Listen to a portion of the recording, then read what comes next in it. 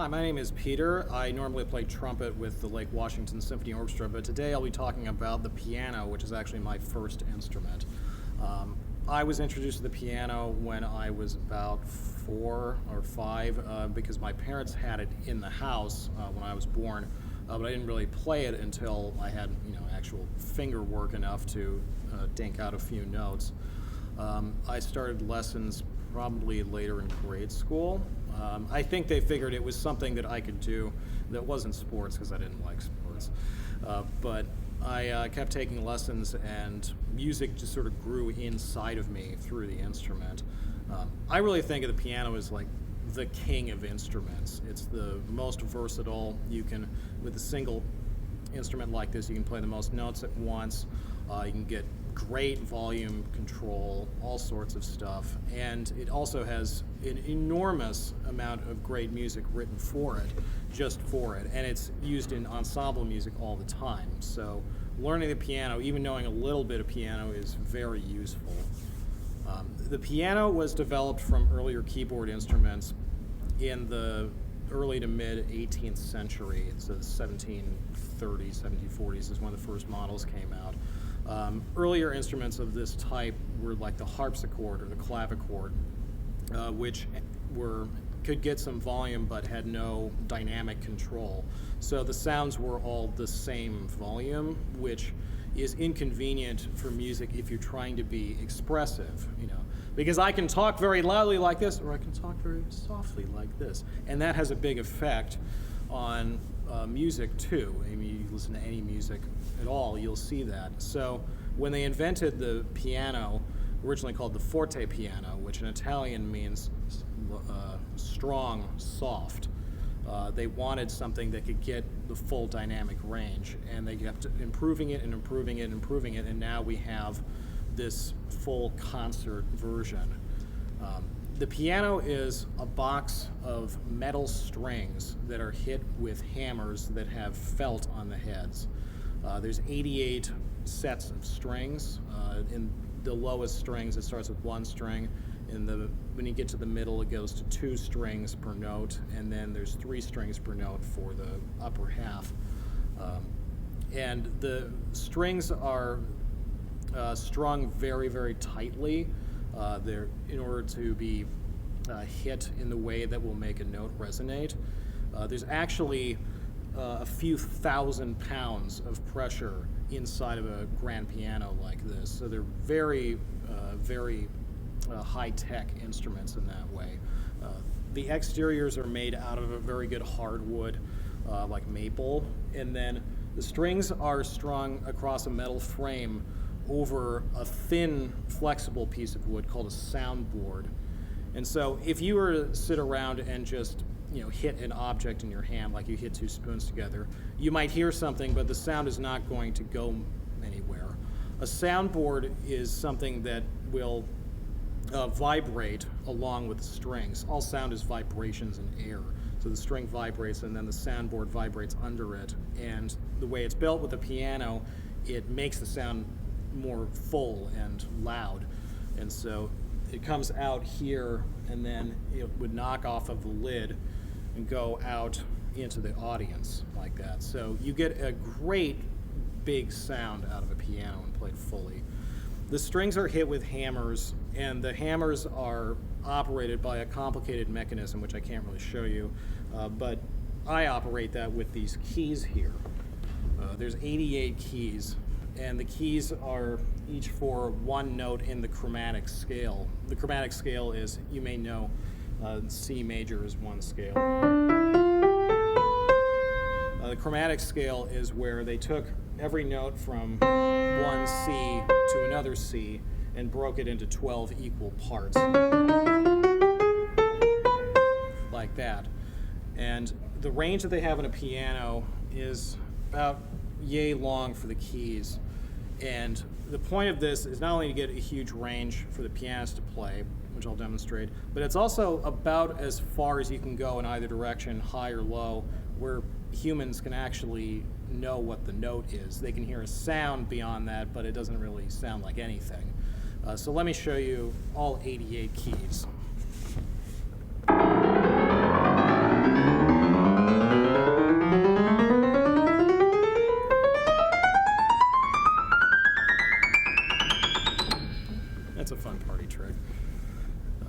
So these have to be tuned regularly, and if we go inside, you'll see there's these little pins here which are screwed one way or another to make the note sharper or flatter.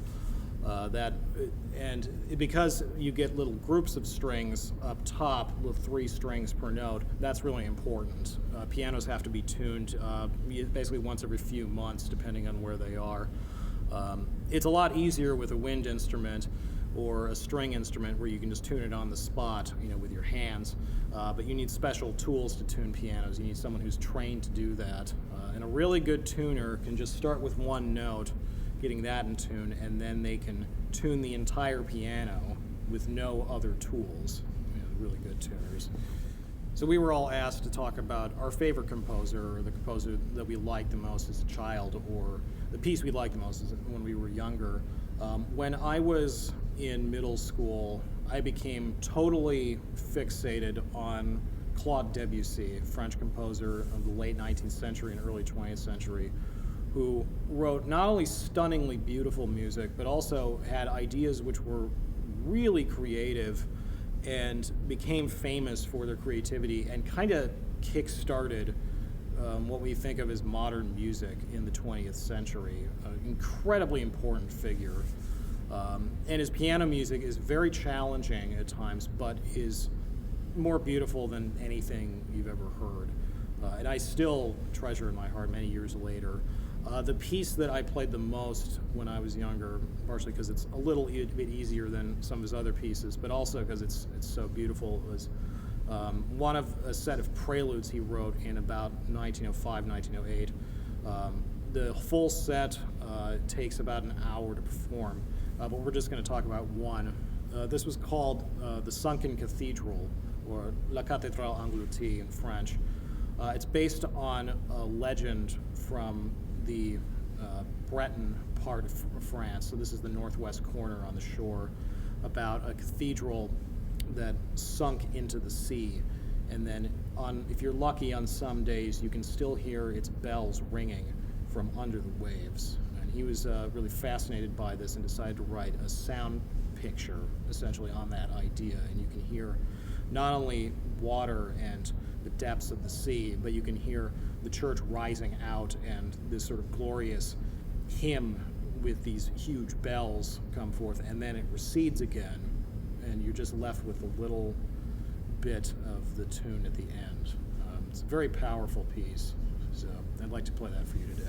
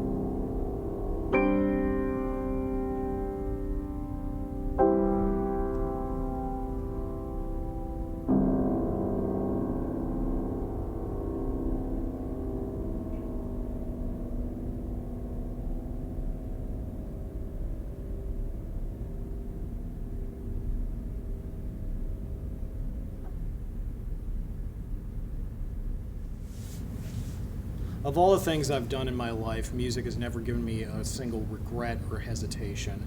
The piano, playing the piano and also playing trumpet like I do with the symphony has opened up a lot of doors for me to meet fascinating people and to do great work with music. And no matter what your instrument is, I encourage you to seek out music for it or to make your own music for the instrument. The piano is very popular. There's a lot of great music written for it, but a little bit of searching can get you some really fascinating stuff. The farther you get into music, maybe the more comfortable you are writing your own, and that will open up a whole lot more doors for you. Music is a really important part of human life. It used to be a big part of home life. That's sadly kind of gone by the wayside through the 20th century as there's been recordings and radio and mass media.